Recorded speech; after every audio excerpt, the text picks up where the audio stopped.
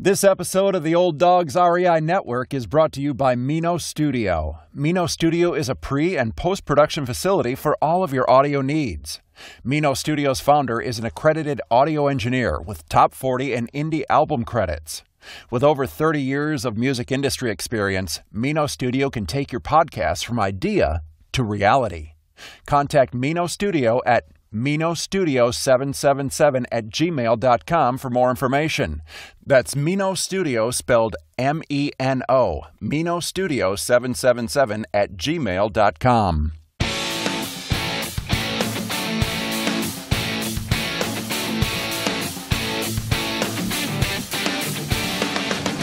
Welcome to the Old Dogs REI Network, where cash flow is king.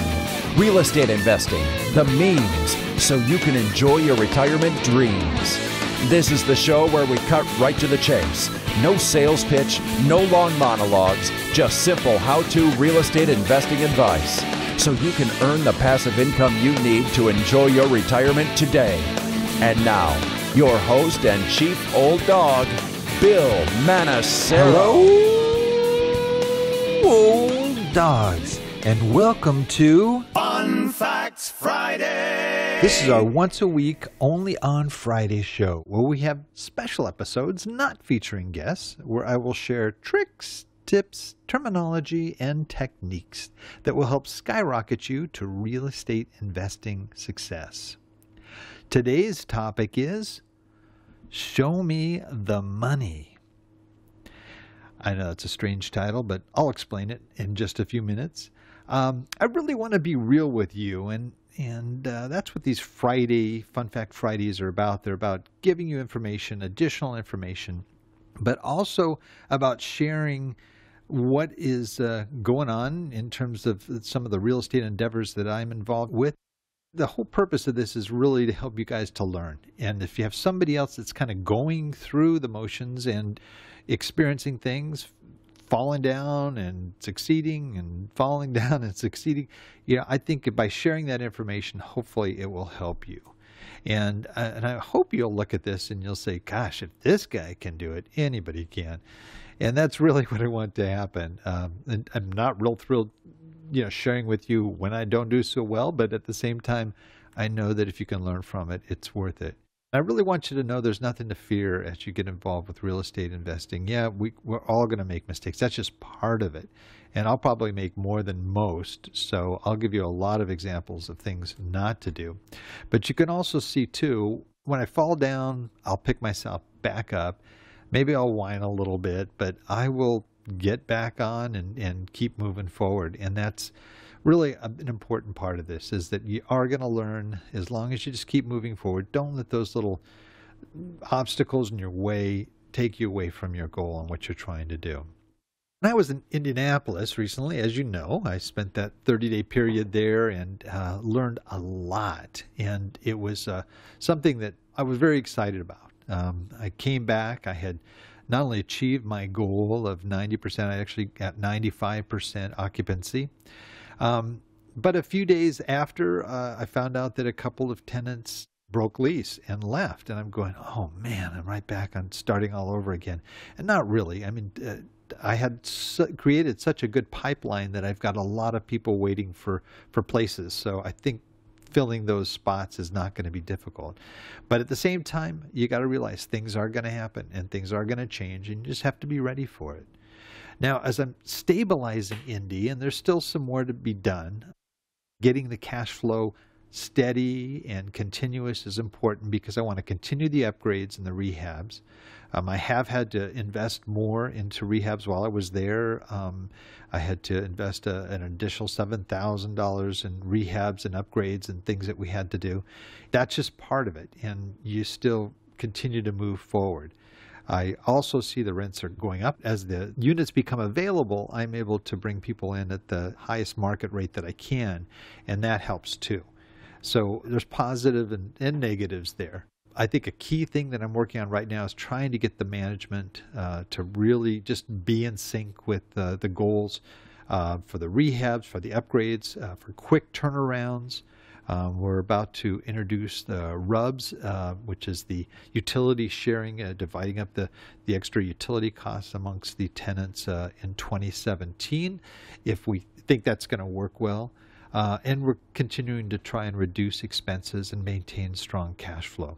I've had tenant problems and vacancies in properties I have in Memphis and Atlanta while I was in Indianapolis, and that was not fun to deal with, but again, it's part of the process. I am seriously thinking and considering, especially with the single family properties that I have, that I will sell those properties if the market's right, and especially after I buy my next large multifamily.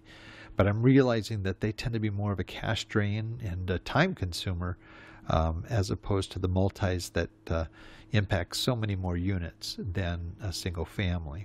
But now I'm looking ahead as things are getting stabilized, and I've got that goal of 1,000 units by 2020. This year I have until December 31st to acquire 8 more units. Now, I don't know if that's going to happen or not, but coincidentally, I just found an 8 unit that looks really attractive to me, and very possibly could acquire that before the 31st. I've got a self-directed IRA that I haven't done anything with, that's sitting there not earning any money whatsoever, so this would be an ideal place to use some of those funds as well. That may happen. We'll see what happens. If not, I'll go into the year with a deficit of 8. Hopefully we'll make up that pretty quickly, though, on our purchase in 2017. My goal in 2017 is 72 units that I have to acquire if I'm doubling each year, as I have been doing. I'm really looking at probably 100 plus. I think 70 plus, you can have an on-site manager. It makes sense to be able to do that. And I think that that's probably one of the best ways to manage some of these properties. But 100 plus, you also can get sort of a better overall purchase. There's just the benefits of economies of scale when you're talking 100 plus. I'm also maybe looking at B or B plus property as opposed to the C's, that most of what I've purchased have been C's. I think that there's a real benefit in that. But as I start looking at that next property, these are some of the issues that I have to take a look at. And, it could be, if it's a good deal, I might need maybe only $300,000 to get in. Or it could be $2-3 million to get in, depending on the price of the property and the amount of repair funds required. I'll be dealing with sellers and bankers who will be saying those famous words, "Show me the money." And that's, to me, that is that big, okay, now you got to come up with some significant amount. I've been able to finance all my properties on my own without having to bring in any outside investors. That's where I'm at now, is I'm at this point where I'm looking at, if I'm going to get that next big property, I'm going to have to show them the money. And this is the part I don't look forward to, but at the same time, I really want to learn. And it's going to be a process and learning as well that I'm actually really looking forward to. So in order to move forward, I must raise the funds. And so I'm looking at options. Now, if I had more time, if I wasn't in a working on a 6-year process here, I probably could wait for this property in Indianapolis to double in value, which I feel very confident it will. But I don't know when that's going to occur. Will it happen in a year? Will it happen in 2 years? Will it happen in 3 years? I don't know. I could take that equity and probably be able to buy a large multi. But I don't necessarily have that option right now. Another possibility, instead of coming up with cash, would also be maybe seller financing and doing a master lease. We've talked about on previous shows where the seller takes on a lot of the brunt of the funding and so forth. But those are even harder to find. So the chances of that happening in the time frame that I have are not real great. I think the bottom line is that I'm really going to have to look at what my most likely options would be. So, and there are a number of them, but the key ones that I'm looking at this point is either setting up a fund where I can raise funds in advance from people that are interested in investing and letting them know what the criteria is for the property we're looking to purchase and so forth.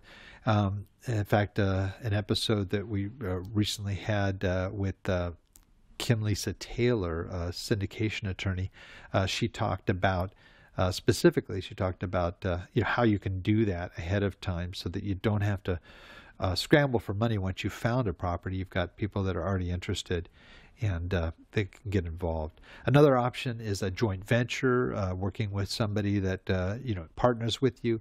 It's still going to have to come up with money, but the other person would be able to take half of that responsibility. Then there's a sponsor idea. A sponsor is somebody who has a lot more experience that could sign for the loan. They've got the net worth and so forth to be able to sign for a multi-million-dollar loan like that, and to be able to also be an equity partner in it as well.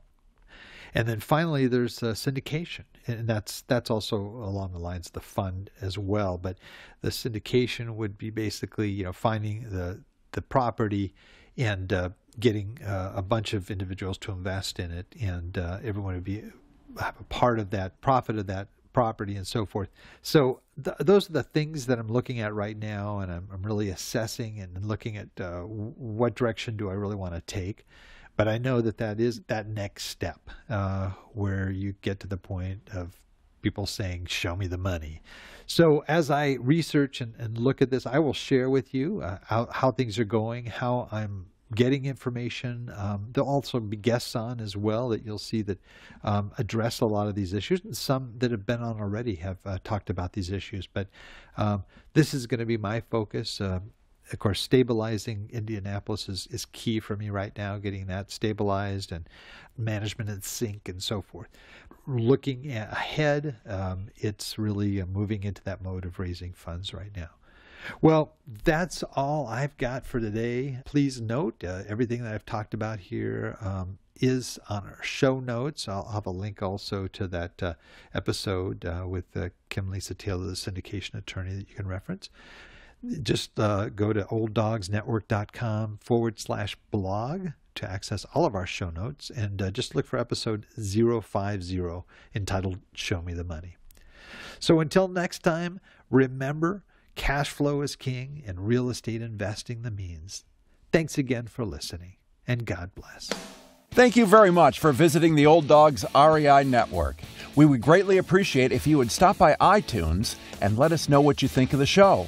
We would love if you could subscribe to the podcast, give us a 5-star rating, and write a review.